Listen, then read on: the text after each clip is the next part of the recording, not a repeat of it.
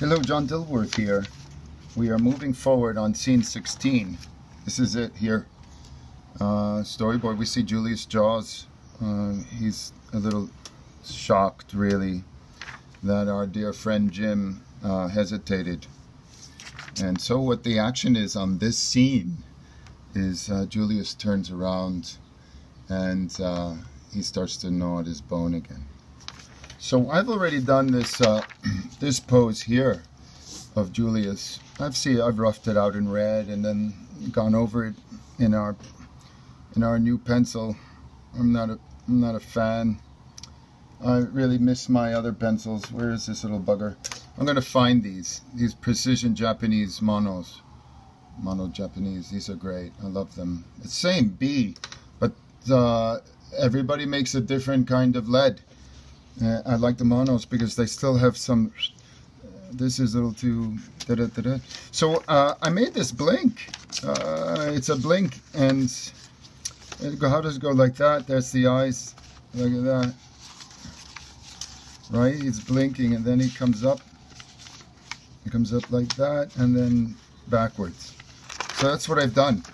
I've figured out this little blink here. Look at this. It basically goes like that.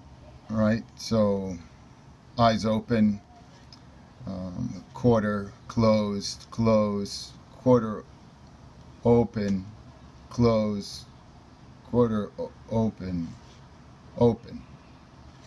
That type of thing. And it's expressed on the sheets like this.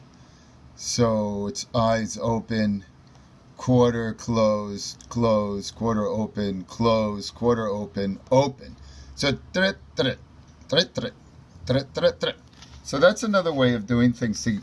Well, you see, he's just paused. We have about a second or so, 5, 10, 15, 20, so 23 frames. So it's like that drawing, instead of just freezing it, you just give it something. And the blink is a lot. It's expressive. So never overlook the power of a blink. Blinking. So here's another drawing. You probably cannot see it, and let me give it some light. And it's just a little rough green thing, a pose of him turning. So he turns here, and I want him to get over here. So I'll do that. See, I've broken down the sheets into panels, really, on the bottom. So this is the first panel. This goes along with, you can devise any production scheme that works for you. But see, in this scene, I have 3 panels, and A, B, and C. And so what I've had our dear friend do on this thing when he was blocking these out, he's like one A, and there's B, there's the start of B, panel B, and there's the start of panel C down here. And absolutely unconventional sheets, but I don't know, it's working out for me. You can make any sheets you want as long as it's legible, because we have to get this over to our assistant, who's going to do all sorts of wonderful things for us. So, right, you're thinking, well, Dilworth, his tail, but let me just do the body then. Because if you look at it, the tail has to swing already, so I'm going to do that last. But here's his pivot foot. And I'm always thinking, how could I best...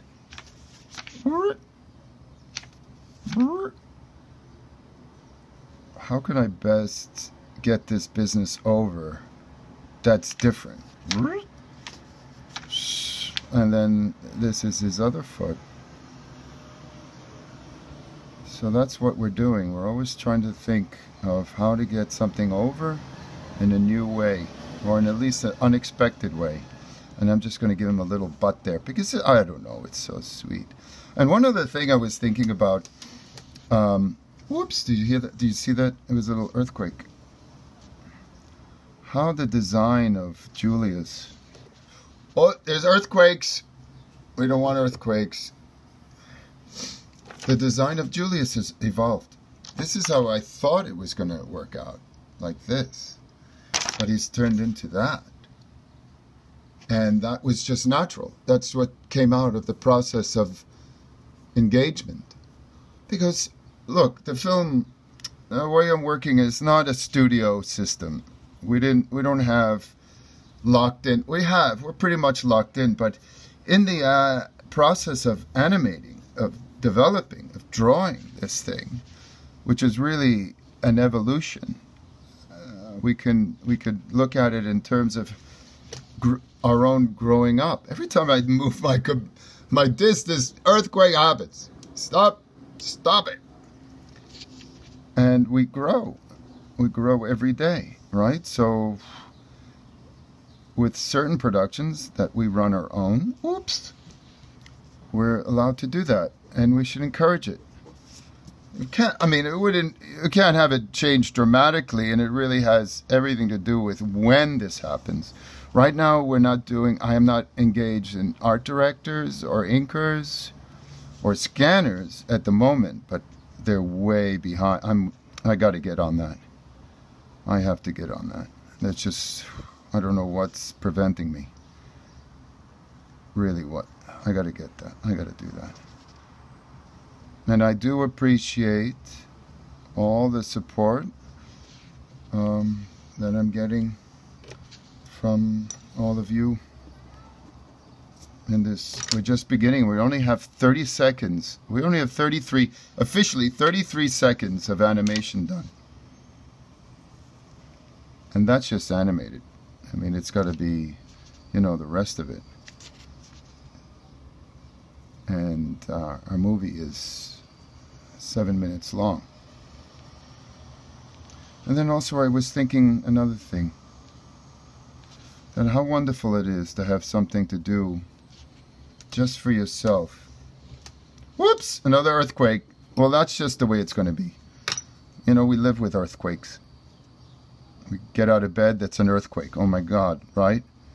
To have to wake up, get out of bed when you're so comfortable in your comforter and the soft pillows. So here is our friend Julius. He's coming alive. Now I have a little red here.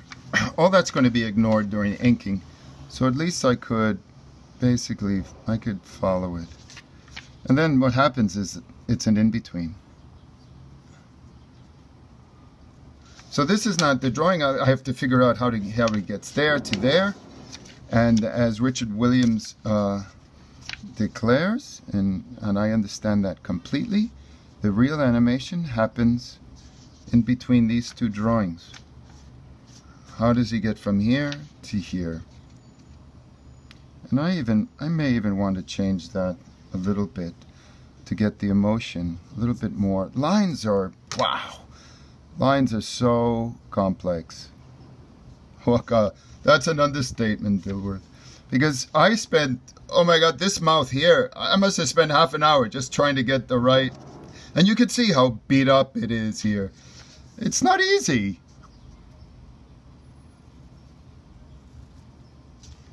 Well, that's off model. And we must train our eyes to notice these. Ah! Ah! We better cut this one off soon before the whole table collapses. This is just animator talk. Animators among animators. Animators among animators. Well, look, if you like what we're doing here, share it. Share it. Turn others on. There must be young artists, animators, people of interest who would benefit from our lessons. Not even lessons. What am I doing, really? I'm not a professor. Ah! It's happening! Well, until next time, stay animated.